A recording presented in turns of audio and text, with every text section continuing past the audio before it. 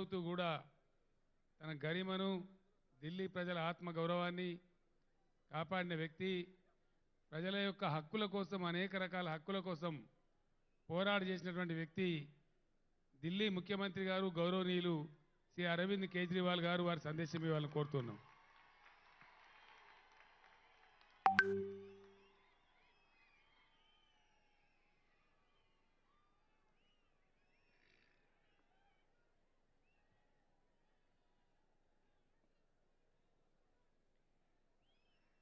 मंच पे बैठे हुए हमारे बड़े भाई तेलंगाना के मुख्यमंत्री श्री के चंद्रशेखर राव जी,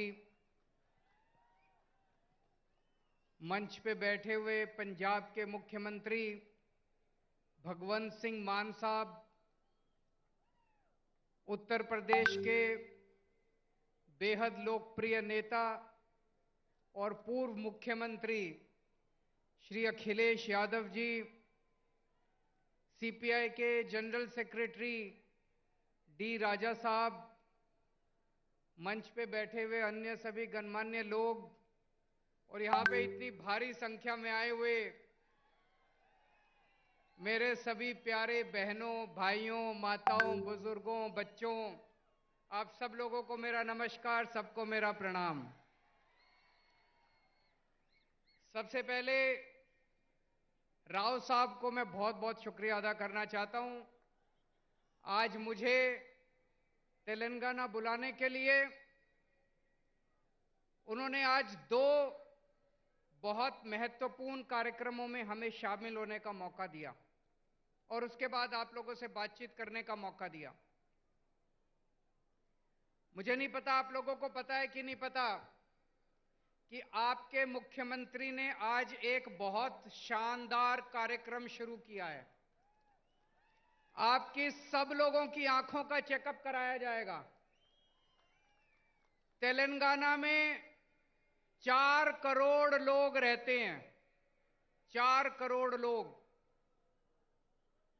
सब लोगों की, बच्चों की, बूढ़ों की, आदमी की, औरत की, इस धर्म की, उस धर्म की, अमीर की, गरीब की, सब लोगों की आंखों का चेकअप केसीआर साहब मुफ्त में कराने जा रहे हैं। उस कार्यक्रम का आज शुभारंभ हुआ। जिसकी आंखों में डिफेक्ट मिलेगा उसको मुफ्त में दवाई दी जाएगी।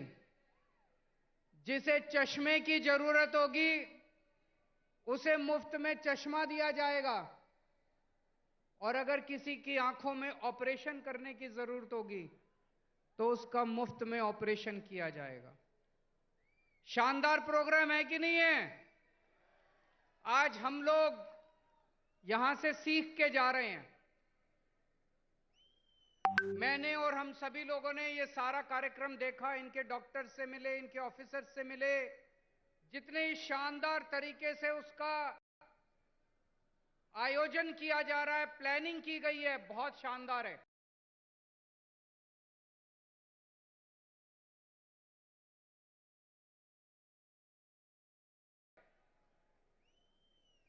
मैं जाके इस पूरे कार्यक्रम को दिल्ली में भी लागू करूंगा और अभी अभी भगवंत साहब मान साहब ने ऐलान किया कि इस पूरे कार्यक्रम को पंजाब में भी लागू किया जाएगा। फिर केसीआर साहब ने हमें ये बिल्डिंग दिखाई। तेलंगाना में 33 जिले हैं, 33 डिस्ट्रिक्ट्स। उसमें से 17 डिस्ट्रिक्ट्स में उन्होंने बताया कि डिस्ट्रिक्ट इंटीग्रेटेड ऑफिशियल कॉम्प्लेक्स बन चुका है। मतलब ये इस बिल्डिंग में जिले के लेवल के सारे ऑफिसेज हैं। कलेक्टर भी यही है, सिंचाई विभाग भी यही है, तहसीलदार भी है, सारे विभाग इसी बिल्डिंग के अंदर हैं ताकि अगर कोई नागरिक आए तो उसे जगह जगह धक्के ना खाने पड़े, सारे काम एक बारी वो यहां पे आए और उसका काम हो जाए। ये भी बहुत अच्छा कॉन्सेप्ट है, इसको भी हम लोग लागू करेंगे। मैं समझता हूं अगर हम अपने देश के अंदर आपस में एक दूसरे से सीखने का प्रयास करें, लड़ने की बजाय, हमें लड़ना नहीं है, हमें सीखना है एक दूसरे से। अगर हम एक दूसरे से सीखने की कोशिश करें तो हमारा देश कहां से कहां पहुंच सकता है, बहुत आगे बढ़ सकता है हमारा देश। दिल्ली में हम लोगों ने मोहल्ला क्लिनिक बनाए। मोहल्ला क्लिनिक में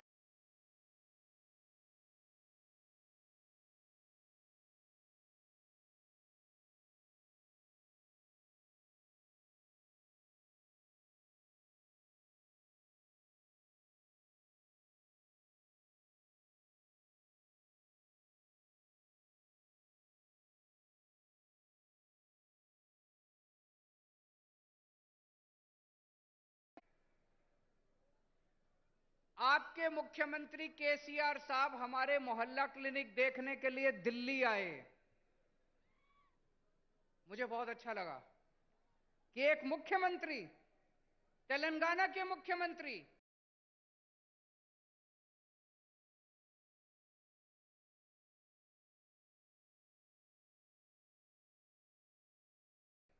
मोहल्ला क्लिनिक दिखाने ले गए। उन्होंने डॉक्टर से बात की, नर्स से बात की, सारा सिस्टम समझा और वापस आके उन्होंने उसको तेलंगाना में लागू किया। वो क्या नाम है उसका, बस्ती बस्ती दवाखाना, बस्ती दवाखाना नाम से उन्होंने तेलंगाना में लागू किया। मुझे बहुत अच्छा लगा। तमिलनाडु के मुख्यमंत्री स्टैलिन साहब दिल्ली आए। उन्होंने हमारे स्कूल देखे। हमने दिल्ली में स्कूल बहुत शानदार कर दिए, सरकारी स्कूल जहां पे गरीबों के बच्चे पढ़ते हैं, रिक्शे वाले का बच्चा पढ़ता है, मजदूर का बच्चा पढ़ता है। अब दिल्ली के सरकारी स्कूल इतने अच्छे हो गए कि दिल्ली में लोग अपने बच्चों को प्राइवेट स्कूल से निकाल निकाल के सरकारी स्कूलों में भर्ती करा रहे हैं। बड़े बड़े प्राइवेट स्कूलों से निकाल निकाल के सरकारी स्कूलों में भर्ती करा रहे हैं। हमारे दिल्ली सरकार के स्कूलों के, दिल्ली के सरकारी स्कूलों के नतीजे 99.7% नतीजे आए हैं पिछले साल, 99.7। तो स्टैलिन साहब हमारे स्कूल देखने के लिए आए। वापस जाके उन्होंने अपने स्कूल ठीक किए और उन्होंने मुझे अपने स्कूल का उद्घाटन करने के लिए बुलाया। दोस्तों, मैं कई बार यह सोचता हूं, हमारे देश को आजाद हुए 75 साल हो गए, 75 साल, फिर भी हमारा देश गरीब क्यों रह गया? फिर भी हमारा देश पिछड़ा क्यों रह गया? हमारे बाद सिंगापुर आजाद हुआ, जापान सेकेंड वर्ल्ड वॉर में तहस नहस हो गया था, जापान हमसे आगे बढ़ गया, सिंगापुर हमसे आगे बढ़ गया, जर्मनी हमसे आगे बढ़ गया। हमारे में क्या कमी रह गई? हम पीछे क्यों रह गए? हम पीछे इसलिए रह गए क्योंकि जैसे भी मान साहब ने बताया, हमारे देश की राजनीति बहुत खराब है, हमारे देश के नेता बहुत खराब हैं। पहली बार इस देश के अंदर एक उम्मीद की किरण जागने लगी है। इस देश के अंदर कुछ मुख्यमंत्री एक साथ आ रहे हैं, कुछ नेता, अखिलेश यादव जी जैसे नेता एक साथ आ रहे हैं और अब हम सब मिलकर इस देश के विकास की चर्चा कर रहे हैं। हम सब मिलकर अब राजनीति की चर्चा नहीं करते। आज पूरा दिन सुबह से शाम तक हमने बैठ के चर्चा की कि देश के अंदर शिक्षा अच्छी कैसे होनी चाहिए, देश के अंदर अस्पताल अच्छे कैसे होने चाहिए, देश के अंदर सिंचाई अच्छी कैसे होनी चाहिए, किसानों के लिए क्या कर सकते हैं, मजदूरों के लिए क्या कर सकते हैं। देश के कुछ मुख्यमंत्री इकट्ठे होकर ये करने लगे। हम एक दूसरे से सीखना चाहिए हम लोगों को। मुझे याद है बचपन में जब मैं 10वीं क्लास में पढ़ता था, उस टाइम से हम सुन रहे हैं केरला में स्कूल बहुत अच्छे हैं, केरला में अस्पताल बहुत अच्छे हैं, उस टाइम से सुन रहे हैं। अगर केरला में स्कूल, हॉस्पिटल अच्छे हैं तो अभी तक बाकी देश में क्यों नहीं हुए? अभी तक हो जाने चाहिए थे बाकी देश में भी, क्यों नहीं हुए अभी तक बाकी देश में? हम सारे आपस में लड़ते रहते हैं, हम सारे पार्टियां आपस में लड़ते रहते हैं, सारे नेता आपस में लड़ते रहते हैं। आज मुझे बड़े दुख के साथ कहना पड़ रहा है, अभी अभी कई सारे वक्ताओं ने कहा तमिलनाडु का गवर्नर तमिलनाडु की सरकार को तंग कर रहा है, तेलंगाना का गवर्नर राव साहब को तंग कर रहा है, दिल्ली का गवर्नर मेरे को तंग कर रहा है, पंजाब का गवर्नर मान साहब को तंग कर रहा है। ये गवर्नर तंग नहीं कर रहे, मोदी साहब तंग कर रहे हैं। गवर्नर तंग नहीं कर रहे, गवर्नर को बेचारे को क्या लेना देना। गवर्नर को तो बड़ा सा बंगला मिल गया, आलीशान गाड़ी मिल गई, एयर कंडीशन माहौल मिल गया, नौकरी मिल गई, 5 साल ऐश करने के लिए आता है गवर्नर। गवर्नर को क्या लेना देना। दिल्ली से फोन आता है, राव साहब को काम मत करने दो, अड़चन अड़ाओ। आता है कि नहीं आता है? दिल्ली से फोन आता है, भगवंत मान को काम मत करने दो, अड़चन अड़ाओ। मोदी साहब का फोन आता है, केजरीवाल को काम मत करने दो, अड़चन अड़ाओ। जिस देश का प्रधानमंत्री 24 घंटे बैठ के ये सोचता है कि मेरे को अब इसको तंग करना है, मेरे को अब उसको तंग करना है, वो देश तरक्की कैसे करेगा दोस्त? आप में से कौन कौन बेरोजगार है, जरा हाथ खड़े करें। जो बेरोजगार है, जो अनएम्प्लॉयड है। मुझे लगता है मेरी भाषा शायद समझ नहीं आ रही है, अनएम्प्लॉयड तो बहुत लोग हैं। आज देश का एक एक युवा बेरोजगारी से त्रस्त है। हमारे प्रधानमंत्री को बेरोजगारी से कोई लेना देना नहीं है। वो 24 घंटे बैठ के ये सोचते हैं मैं किस मुख्यमंत्री को तंग करूं, किसके ऊपर मैं सीबीआई छोड़ूं, किसके ऊपर मैं इनकम टैक्स की रेड डलवाऊं, किसके पीछे मैं ईडी छोड़ूं। आज पूरे देश के अंदर इतनी महंगाई हो गई है, एक आम आदमी को अपना घर चलाना मुश्किल होता जा रहा है, अपने बच्चे पालने मुश्किल होते जा रहे हैं। लेकिन देश के प्रधानमंत्री को महंगाई की, बेरोजगारी की कोई चिंता नहीं है। वो ये सोचते हैं आज मैं किसके एमएलए खरीदूं, इस पार्टी के एमएलए खरीदूं, इस सरकार को गिराऊं। ऐसे तो देश तरक्की नहीं कर सकता दोस्तों।